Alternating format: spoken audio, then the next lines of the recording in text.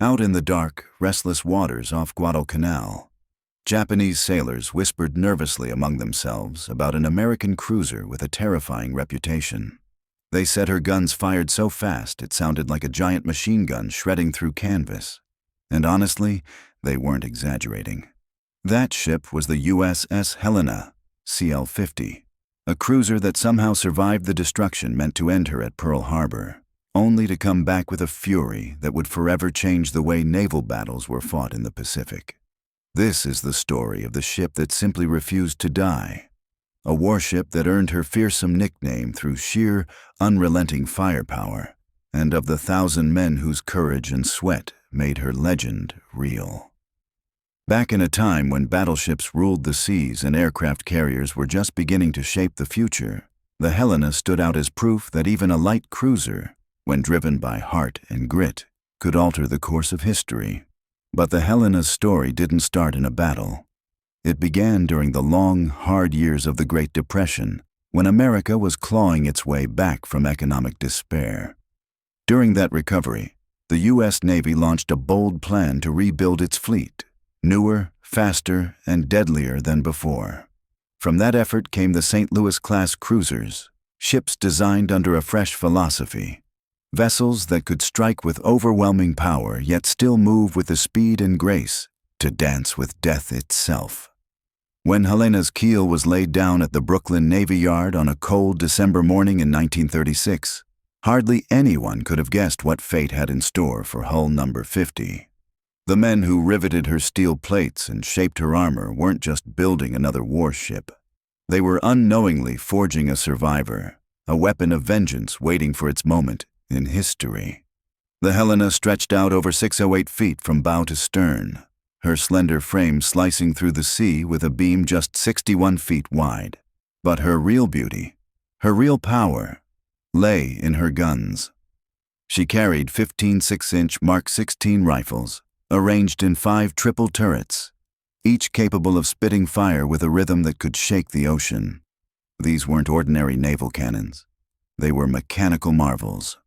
Under ideal conditions, each barrel could fire 8 to 10 rounds per minute. Do the math.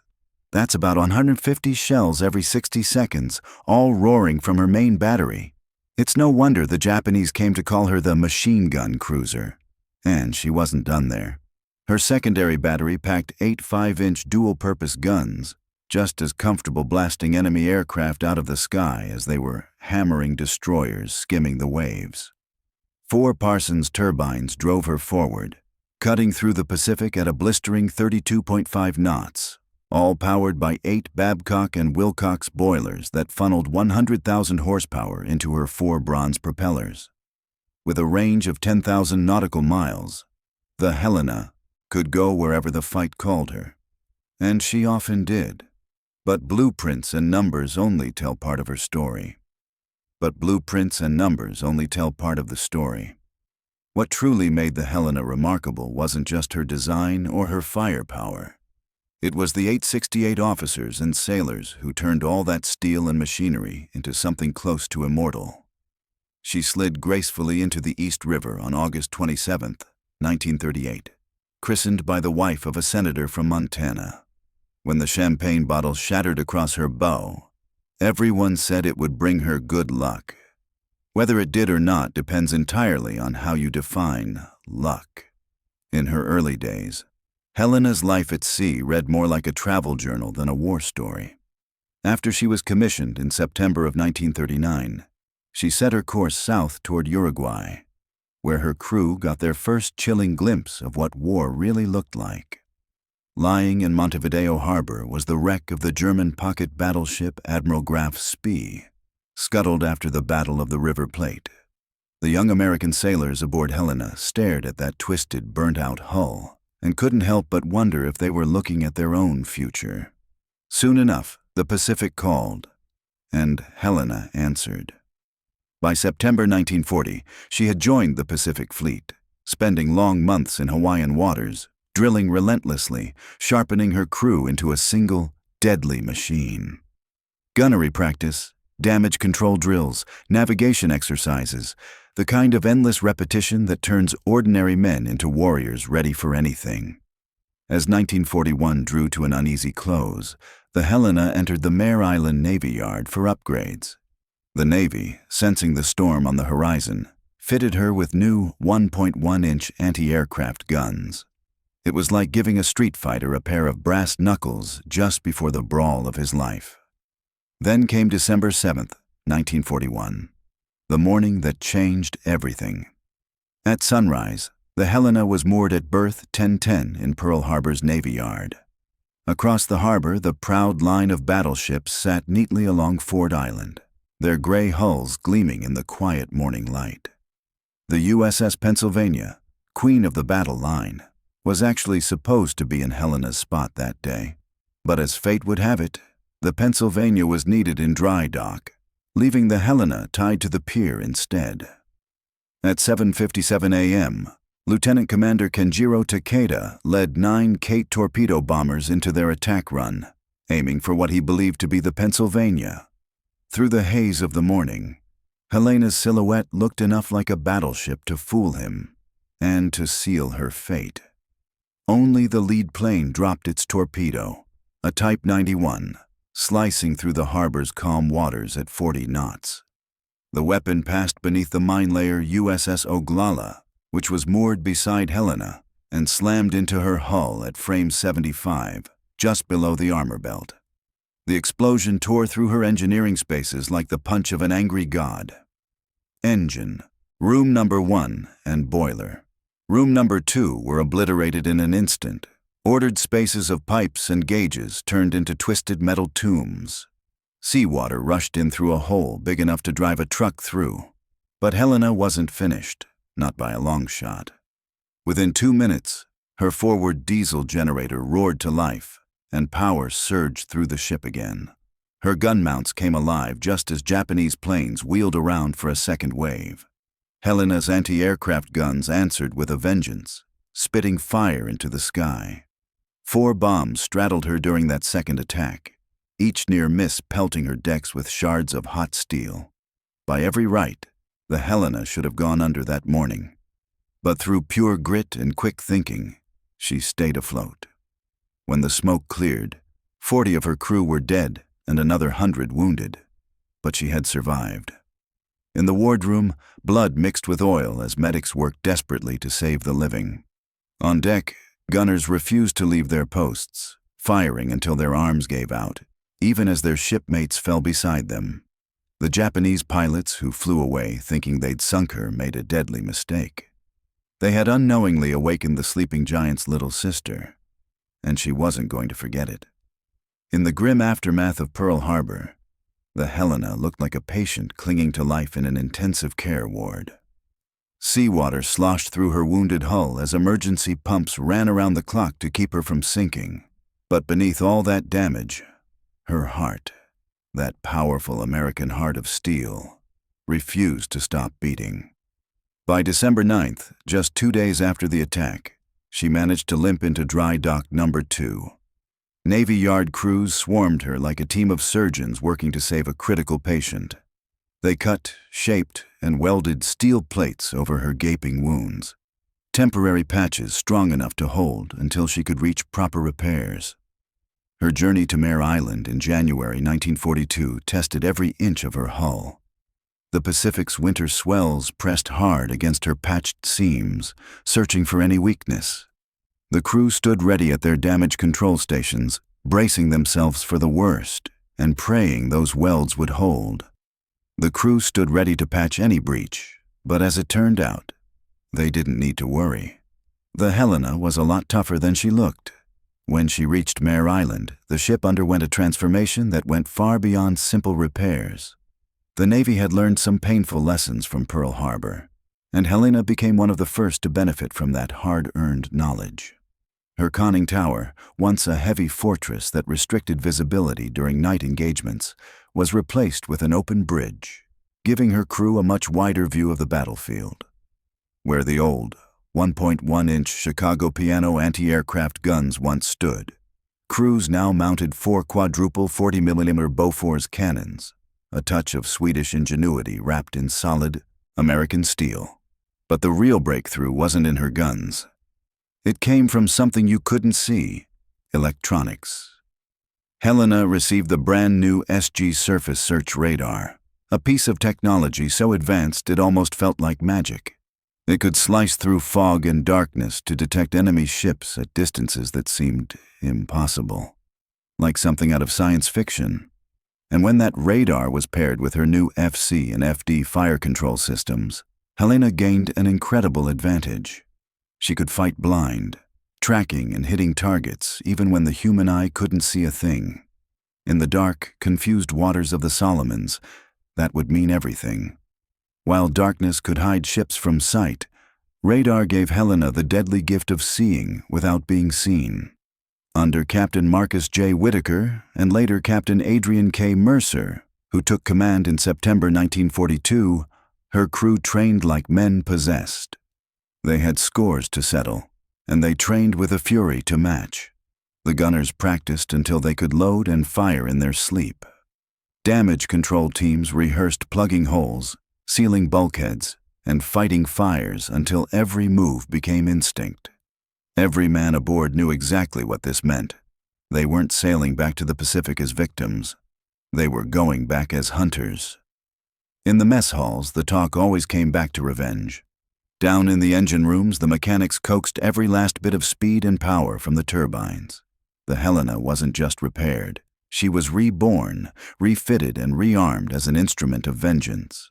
By July 1942, she was ready for whatever came next. As she passed beneath the Golden Gate Bridge, bound for the South Pacific, her crew lined the rails. Some waved at wives and sweethearts watching from the shore, faces fading in the distance. Others stared west, silent and determined, their eyes fixed toward the enemy who had drawn first blood. The machine gun cruiser was heading to war. The Solomon Islands in late 1942 were nothing short of a green hell, a jungle battlefield where both America and Japan bled for every inch of ground. The island of Guadalcanal, with its vital airfield, had become the grinding wheel of the Pacific War.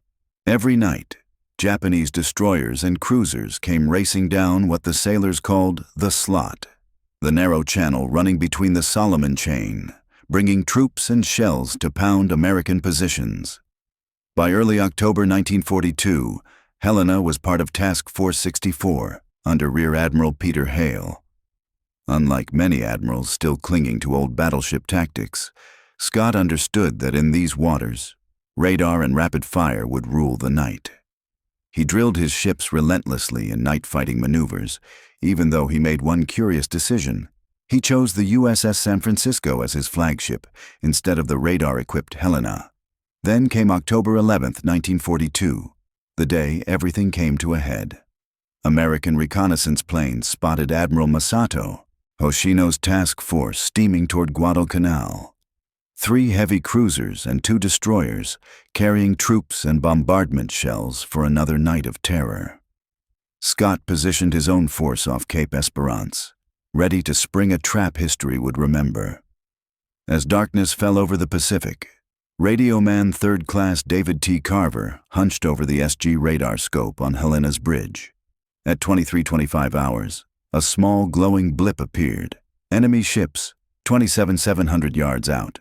The Helena had found them before the Japanese even knew anyone was looking. What followed was a kind of organized chaos. Admiral Hale, operating from the San Francisco and relying on voice reports instead of radar screens, ordered a column turn that by sheer luck placed his ships across the Japanese T, the perfect setup for a naval ambush. On Helena's bridge, her new commanding officer, Captain Evan R. Kincaid, who had just taken over in September, felt his frustration growing. The enemy was right there. His radar was showing it clear as day. But the flagship was still uncertain. The battle was seconds away from exploding. Helena's radar was lighting up with enemy contacts, ships just 5,000 yards away, practically point-blank range in naval terms. But still, Admiral Hale hadn't given the order to fire. Then, at 23:46 hours, Scott's reply to a radio query, a simple, unclear "Roger," was taken as the long-awaited permission. That was all Helena's gunners needed. Her turrets, already locked onto the targets, roared to life in an eruption of thunder and flame. The first salvo slammed into the Japanese heavy cruiser Aoba, catching her completely by surprise. 6-inch shells tore through her superstructure, shredding her bridge and killing Admiral Masato Hoshino instantly. Her captain was badly wounded in the same blast. The Japanese admiral died believing his own ships had turned their guns on him. It never crossed his mind that Americans could strike from the darkness with such deadly precision. Helena's guns fired at a rate that seemed almost impossible. Mechanical loaders and sweating crewmen working together like parts of a living machine. Empty brass casings clattered and rolled across the deck like golden rain, while the ship's steady rhythm of thunder shook the sea itself. The continuous flashes from her guns lit up the night sky like a lightning storm. And in that moment, Helena earned the nickname that would follow her forever, the machine gun cruiser. The heavy cruiser Furutaka tried to move in to shield Goto's flagship, but she sailed straight into Helena's hurricane of steel. One of Helena's shells struck the Furutaka's long lance torpedo tubes, igniting Japan's most feared weapon right on her deck. The explosion ripped her apart. Flames engulfed her from bow to stern, turning her into a Viking funeral ship before she finally slid beneath the Black Pacific. 14 minutes after the first shot, it was over. The Battle of Cape Esperance had ended in a decisive American victory, the first clear surface win against the Imperial Japanese Navy. Helena had fired more than 400 rounds, her gun barrels glowing cherry red in the night. She had proven that American cruisers could not only fight, but win in the dark, on the enemy's own terms. When dawn broke, the sea around them told the story. Slicks of oil, drifting wreckage, and the quiet debris of shattered ships. The men of the Helena were exhausted, blackened by smoke and sweat, but grinning with the raw, disbelieving joy of victory. It was their first real taste of triumph, but they all knew it wouldn't be their last. By November 1942, the struggle for Guadalcanal had pushed both sides to the brink. The Japanese were preparing a massive convoy to reinforce their troops, and the once victorious Task Force 64, now under Rear Admiral Martin Keene, stood as the only line of defense. Callahan was brave, no question about that, but he lacked experience in night battles. And like Scott before him, he made the same mistake. He chose the USS San Francisco as his flagship instead of the radar-equipped Helena. On the night of November 12th to 13th, Helena's radar once again became the eyes of the fleet. At 1:24 a.m., her SG radar picked up enemy contacts entering Iron Bottom Sound, waters so filled with sunken ships that sailors had given it that grim nickname. 2 Japanese battleships, the Hiei and Kirishima, were leading a strike group armed to obliterate Henderson Field, the key American airstrip on Guadalcanal. When the battle finally broke out at 1:48 a.m., it wasn't a naval engagement so much as a barroom brawl with 14-inch guns. The American formation practically collided with the oncoming Japanese force in the dark. Gunfire erupted at point-blank range. Ships fired at shadows, sometimes not even sure if they were shooting at friend or foe. Searchlights cut through the night, star shells burst overhead, and tracers crisscrossed the darkness like a storm of deadly fireworks. In the middle of that chaos, Helena's radar gave her a priceless edge. While other ships struggled to tell targets apart, Helena's fire control radar tracked the enemy with cold precision. She opened fire on what her crew believed to be a Japanese battleship, most likely the Hiei, at just 4,200 yards away. The machine gun cruiser had once again found her mark in the dark. Her guns fired in a steady rhythm, the shells walking their way up and down the enemy line, lighting fires and touching off explosions as they went. The Japanese destroyer Akatsuki made a deadly mistake when she swung her searchlight onto us, spotlighting Helena for everyone to see. That was all the invitation our fleet needed. Every American gun that could aim her way opened up at once. Our 6-inch shells from Helena mixed with the 5- and 8-inch rounds from nearby ships, all converging on the same doomed target. The storm of gunfire tore Akatsuki apart until she vanished in one enormous blast that carried nearly her whole crew down with her. Without missing a beat, we shifted fire to 3 more destroyers. Our guns roared so quickly that Japanese survivors later swore we must have been using some kind of new automatic cannon. One of their destroyers limped away on fire, another was left dead in the water, and the third disappeared into the dark, trailing thick black smoke. All the while, Helena danced through the chaos, slipping between salvos while our engineers pushed her turbines harder than they were ever meant to go. At one point, the San Francisco swung right between us and our target, forcing us to hold fire, a move that probably saved American lives in the long run. That night was pure confusion and fury. Friendly fire claimed good men, including Admiral Callahan and Captain Oliver Trent of San Francisco, both struck down by our own shells. For 40 brutal minutes, it was point-blank mayhem.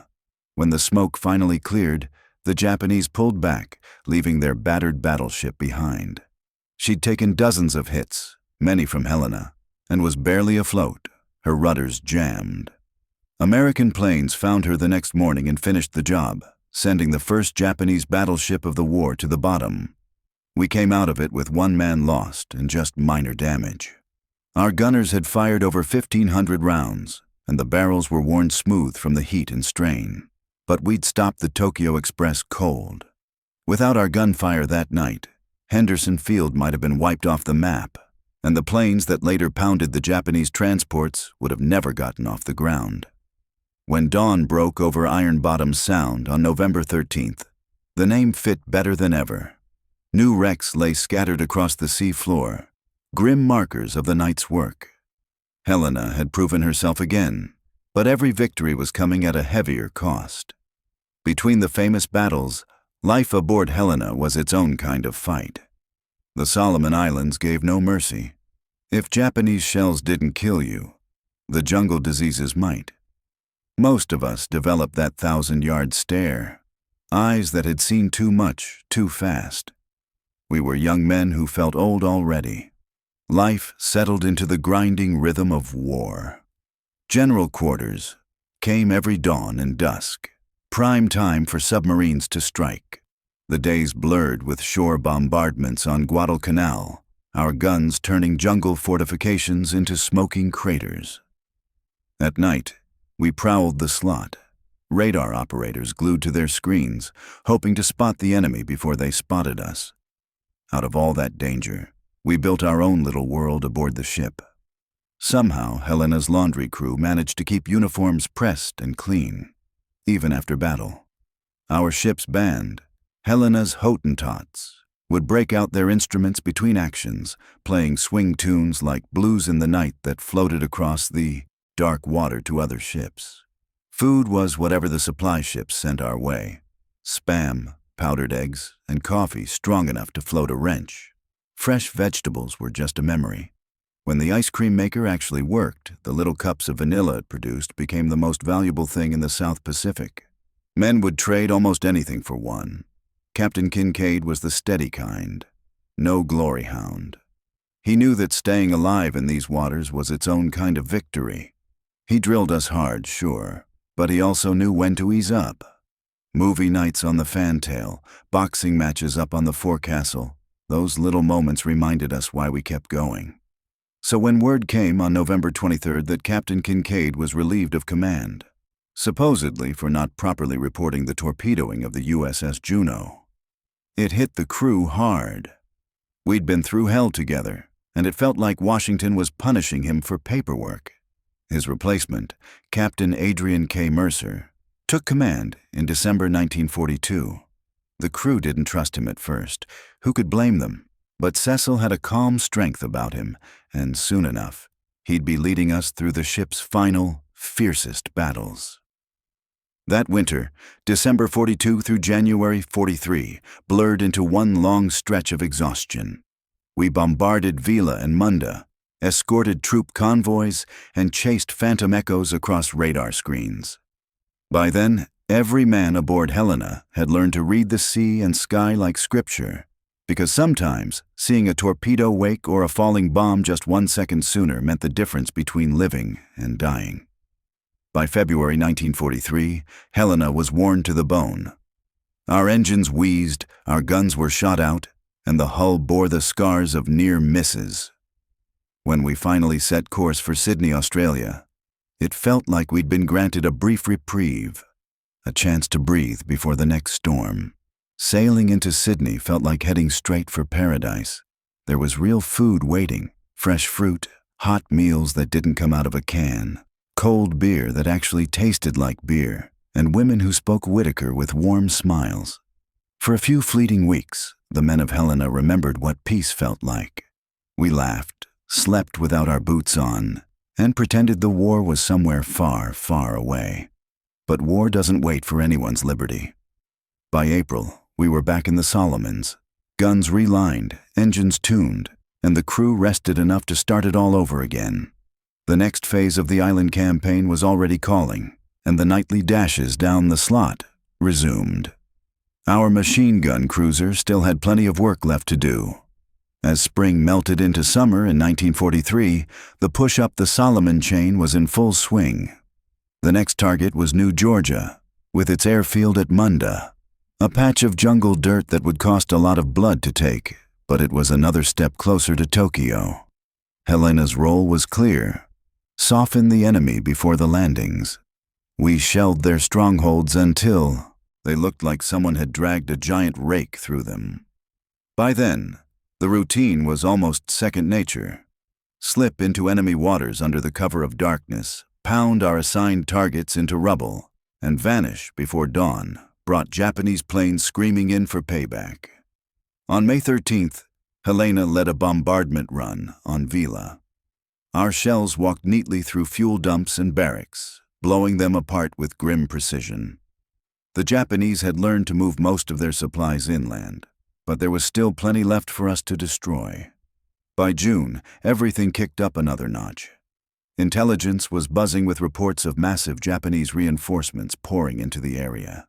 Every American cruiser was burning fuel day and night trying to cut those convoys off.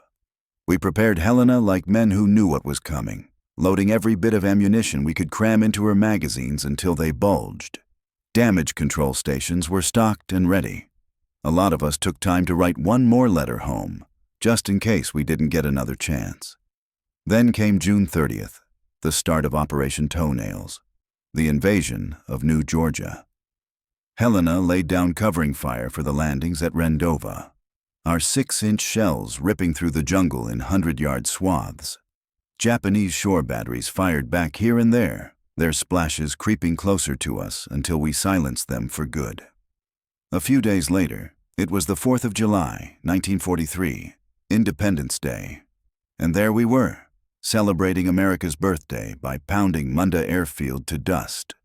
The Japanese had dug in deep and strengthened their anti-aircraft defenses.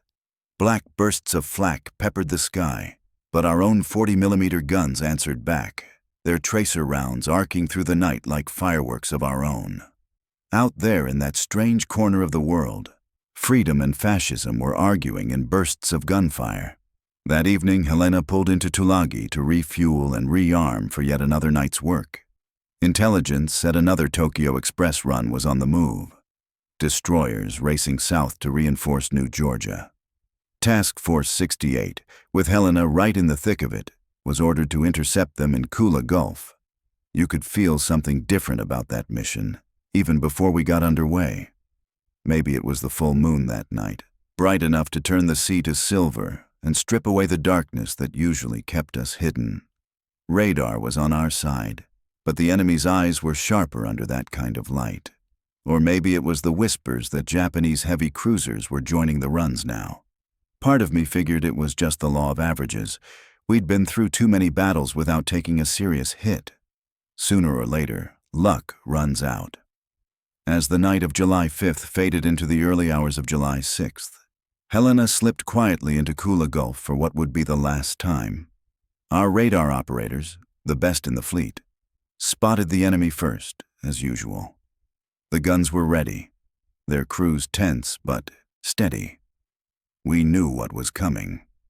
Once again, Helena's guns would speak in that familiar rapid-fire rhythm that had earned her the nickname, the machine gun cruiser. But this time, the enemy wasn't going to take it lying down. They were coming back at us with everything they had, and before the night was over, even our mighty Helena would find herself in a fight she couldn't survive. The moon rose over Kula Gulf like a giant searchlight, flooding the black water with a ghostly silver glow and robbing us of our usual blanket of darkness. Just after midnight on July 6, 1943, Admiral Leonard Voss, his flag flying aboard Honolulu, led Task Force 68 into the Gulf. We followed in line behind her, radar screens already lighting up with contacts to the northwest. But this time, the Japanese weren't stumbling into an ambush. They'd learned their lessons the hard way, and their Admiral, Naoki, Admiral Fujimori's reinforcement group, was no small threat. It included 10 destroyers, each armed with the fearsome Type 93 Long Lance torpedoes. Those things could reach out nearly 20,000 yards, running silent and deadly at close to 50 knots. We all knew what they could do, but this time, the Japanese had more than just weapons. They had new tactics. They'd finally learned how to counter our radar advantage, and that changed everything. At 1:36 a.m., our radar picked up contacts at about 22,000 yards. Normally, that gave us a good head start, but almost at the same moment, their radar operators found us too. For once, we weren't sneaking up on anyone. Both sides closed in fast, like two gunfighters walking toward each other in the dark. We all knew this fight would come down to speed, accuracy, and nerves, because armor wasn't going to save anybody tonight. At 1:57, Admiral Voss gave the order to open fire. Helena's turrets were already tracking targets, and we didn't waste a second. Our first salvos zeroed in on the destroyer Niizuki, Admiral Fujimori's own flagship. The range was around 11,000 yards, an easy reach for our gunners, who by now could hit targets almost by instinct. The first shells landed close. The second found her mark, and after that, Niizuki didn't stand a chance. Our 6-inch rounds tore her apart. One hit detonated her torpedoes, another blew apart her bridge, and others ripped her hull wide open. They said Admiral Fujimori went down in those first few minutes, his last sight the blinding flashes of our guns spelling his end. But while we were sinking Niizuki, her sister ships had already launched their counterstrike. 10 destroyers loosed full spreads of Long Lance torpedoes before turning hard to escape, choosing speed and survival over gunfire.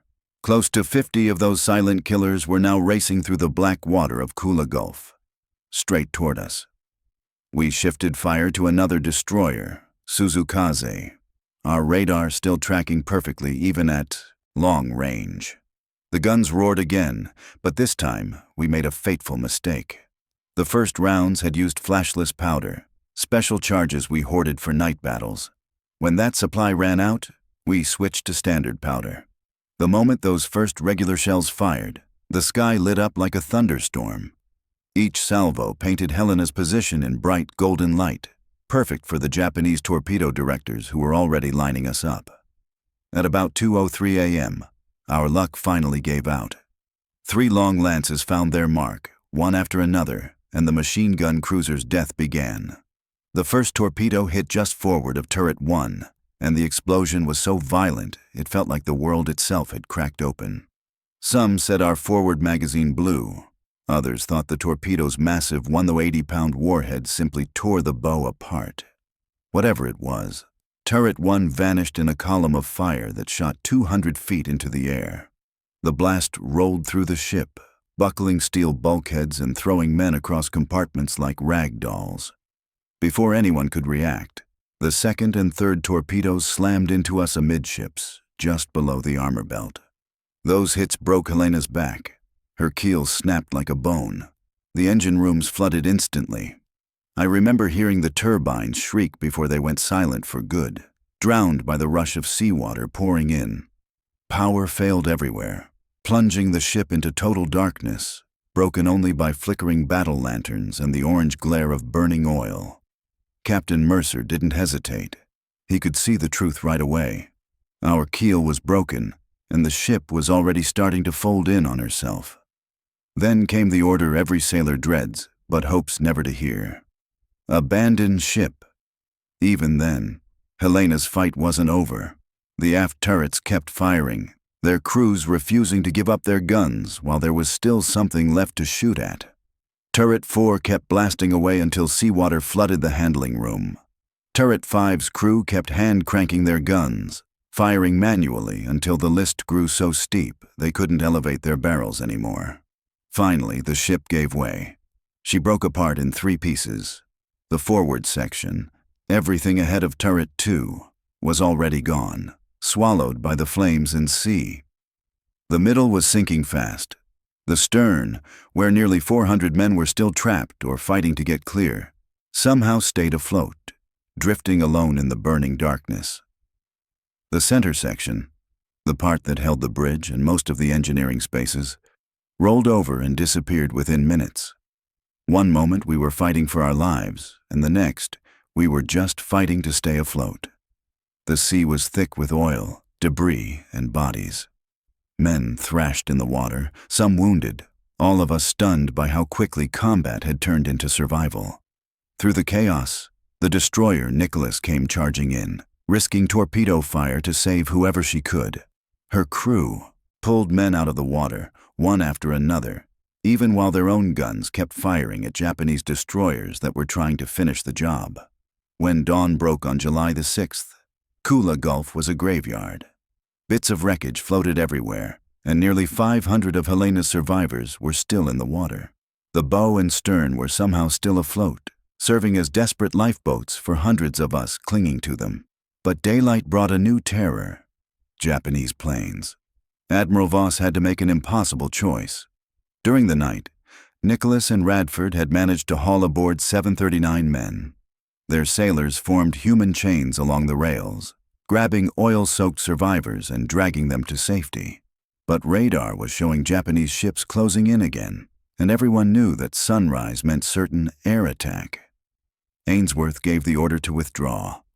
The fleet pulled away, leaving hundreds of Helena's men still behind. For those of us still in the water, July 6th became a day that tested everything: endurance, willpower, and the thin line between hope and despair.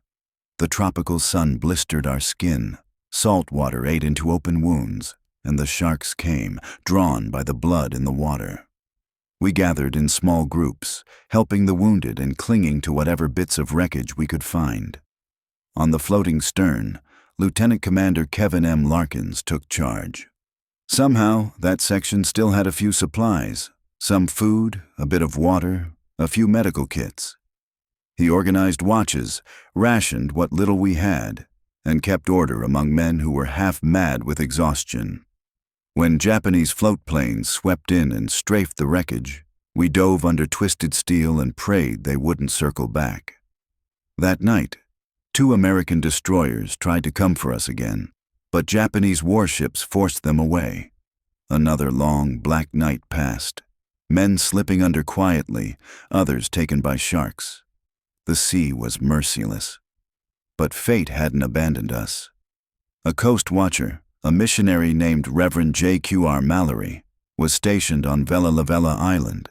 He spotted us and got word through to Allied Command, working with native islanders who knew every reef and inlet. They began organizing a rescue on the night of July 7th, or maybe it was the 8th.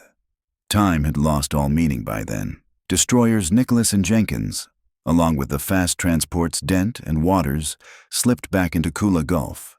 They sent out whaleboats and rubber rafts, picking men off the wreckage and from the stern section. They pulled 165 of us to safety that night. As the last man was lifted from the stern, the wreck finally began to sink. It was almost like Helena had waited until she knew her boys were safe before letting go, her final act of loyalty. But not everyone was with us. About 88 men had drifted away to the shores of Japanese-held Vella Lavella. For a week, they hid in the jungle, guided by native scouts and coast watchers. They lived on coconuts and rainwater, moving only at night to avoid patrols. Then, on July 16th, 4 destroyers, Taylor, Maury, Gwynn, and Ralph Talbot pulled off one of the bravest rescues of the war. In broad daylight, right under the noses of Japanese forces, they swept in and brought those last survivors home. When it was all said and done, out of Helena's crew of 868, we'd lost 168 men, either in Kula Gulf or during the rescues that followed. 700 lived, saved by the sheer courage of the destroyer crews who risked their ships to reach us, and by the stubborn will of the men who refused to die in that sea. Helena's story could have ended that night in Kula Gulf, just another casualty in the grinding campaign for the Solomons. But because of those who wouldn't give up, she became something more, a symbol of what it meant to fight, to endure, and to survive. But legends don't fade easily. In Navy wardrooms and smoke-filled enlisted clubs, the old-timers would tell and retell the story of the cruiser that could fire faster than any ship had a right to. With each round of drinks, Helena's legend grew a little bigger. Her rapid-fire salvos became something close to mythology. Half memory, half miracle. The Navy itself didn't forget her. Helena was awarded 7 battle stars, along with something no other ship had received before, the very first Navy unit commendation. The citation called out 3 battles by name: Cape Esperance, Guadalcanal, and Kula Gulf. In all of them, her guns had helped shift the tide of the Pacific War. But her real legacy ran deeper than medals or speeches. What happened aboard Helena reshaped the way the U.S. Navy fought. Our success with radar during those brutal night battles became the new standard for fleet operations. The lesson about flashless powder, the one written in fire and blood, was burned into doctrine. Even the way we trained for damage control changed because of what happened to her. For decades, Helena lay quietly in the depths of Kula Gulf, her exact resting place a mystery. The men who'd lived through her battles grew old, but they never stopped gathering. Every reunion was smaller, the stories told by fewer voices each time, but the memories stayed sharp. They remembered the thunder of her guns, the vibration of her deck plates, and the faces of friends who didn't make it home. Then, in April of 2018, closure finally came. Grant Porter's research vessel, the RV Petrel, located Helena almost 3,000 feet below the surface. Remote cameras showed her name still etched on the stern, 50, clear as the day it was painted. Her gun turrets were still trained outward, as if she were waiting for the next battle to begin. Seeing those images brought peace to the men and families who had carried her memory for so long. After 75 years, they finally knew where she slept. Today, Helena is more than a war grave. She stands as a symbol for all the sailors who fought and bled through the decisive battles of the Pacific. Her story still teaches what courage, endurance, and sacrifice really mean. She was the ship that survived Pearl Harbor, became the scourge of the Tokyo Express, and proved that heroes don't have to be invincible. They just have to refuse to quit. From her birth in Depression-era Brooklyn to her death in the warm waters of the Solomons, Helena embodied everything about the American war effort. She was built by men and women who needed work, sailed by boys who grew into veterans, and commanded by officers learning a new kind of warfare as they fought it. She was democracy forged in steel. The Japanese called her the machine gun cruiser, and they weren't wrong to fear her. But she was more than a fast-firing weapon. She was 868 Americans bound by purpose, grit, and the unspoken promise that they'd never give up. She took the heartbreak of Pearl Harbor and turned it into victories at Cape Esperance and Guadalcanal. Even when death came for her in Kula Gulf, she didn't go quietly. Her guns kept firing until the sea swallowed them. Now she lies far below, on the floor of Kula Gulf. Coral has grown across her turrets, and fish drift through her shattered passageways. Yet her legacy endures. She remains what she always was, a fighting ship, born of determination, a monument to the generation that saved the world. They called her the machine gun cruiser, and she earned that name to the very end. In the long, proud history of the U.S. Navy, Few ships ever fought harder, died braver, or left behind a greater legacy than USS Helena, CL-50. We always knew it back then, and I still believe it now. She was one hell of a fighting ship.